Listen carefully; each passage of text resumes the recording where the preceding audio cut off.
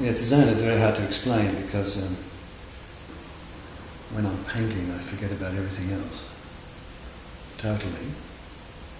That might take a little while to get in the zone, but it's standing in front of a blank canvas and then starting, not even having any idea of what I'm going to do, but just focusing on that blank canvas and just starting with a brush or with a palette knife or something and picking up a colour, and it's and you start to get in the zone as it progresses. And I've had a sore back, for instance, for the last week and a half, and I had to really concentrate on the paintings before I left to come over here.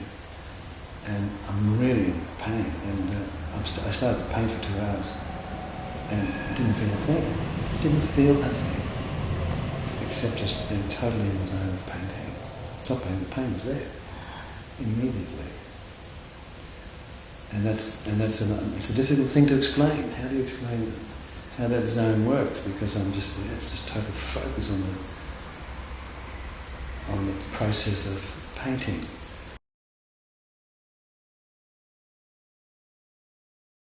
Sometimes I don't know. Sometimes it's from something that it's mostly the subconscious. The subconscious is a very powerful part of your brain.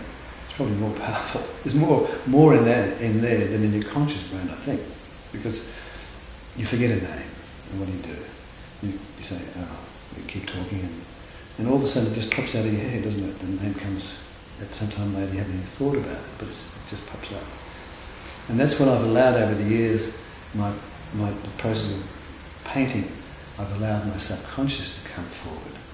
I used to wake up in the middle of the night with a great idea. I thought, oh, look at that painting there in my brain, it's just, oh, fantastic. And I'd go and paint it the next morning and it just wouldn't turn out. Would not turn out that way.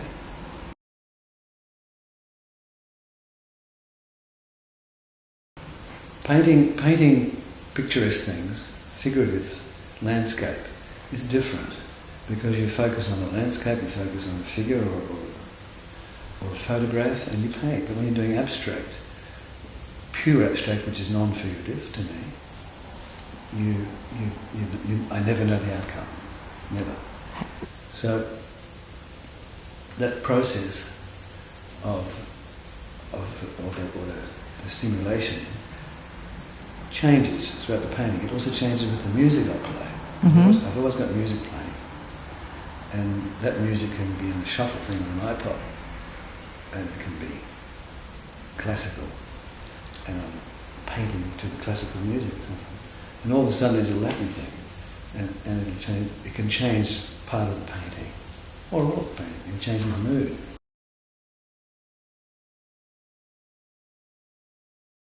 When you're in the zone, you don't realise you're in the zone. You're just doing it. You're just doing it. You're not conscious of other things like the sore back, or the sore arm, or the sore shoulder, or the bills that you've got to pay. You can tune out of those things while you're painting. It's part of that intenseness that you get when painting. And there's moments when you stand back from the painting where the conscious level comes back, and you're standing back and then look, and then the training that I've had in the arts will come back and say, oh, it's not balanced, or that colour doesn't go with that colour. Most of it happens fairly automatically, but there still has to be a time where I'm standing back, and then you're kind of out of the zone for a little while. I think. It's a difficult thing to explain, the zone. It really is. It would be like a singer singing on stage and not realising what's really happening around them. And I've had that described many times by artists that are on stage, not knowing what's going on around them really.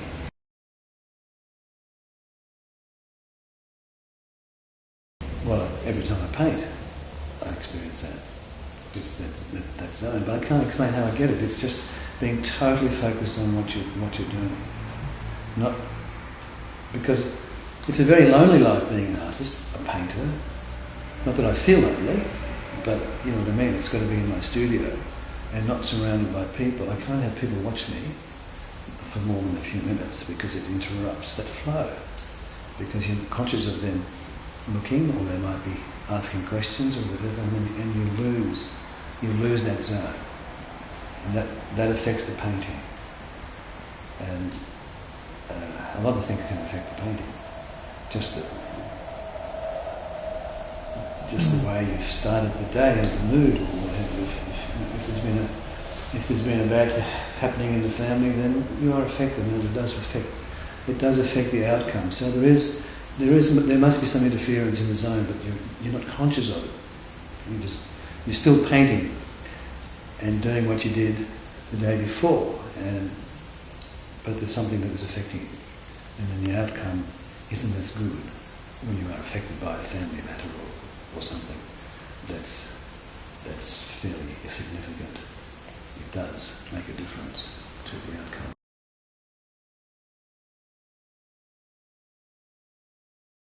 Is it a conscious effort or not? I don't think it is. I don't think it is. As a full-time artist, it's my life. I have to produce paintings that are worthy of selling, and that doesn't happen all the time. Mm-hmm. I have paintings in here that have been painted over a number of times before I was satisfied, and sometimes it could be as many as 4 times.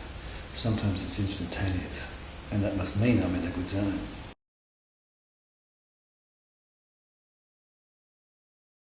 Sometimes certain music or the mood where I can see the painting progressing to my satisfaction, then the mood can change to a happier mode. Mm-hmm.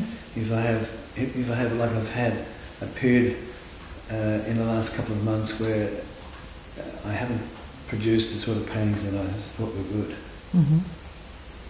and that gets a little depressing, but it's not. I won't allow it to depress me too much because it is only a painting, and I know that the next time around on that particular painting it could be so much better, and sometimes that previous painting that was underneath that can come through and give it a whole different feeling and a different energy with just the texture that's underneath it, or some of the colours that come through from the previous painting.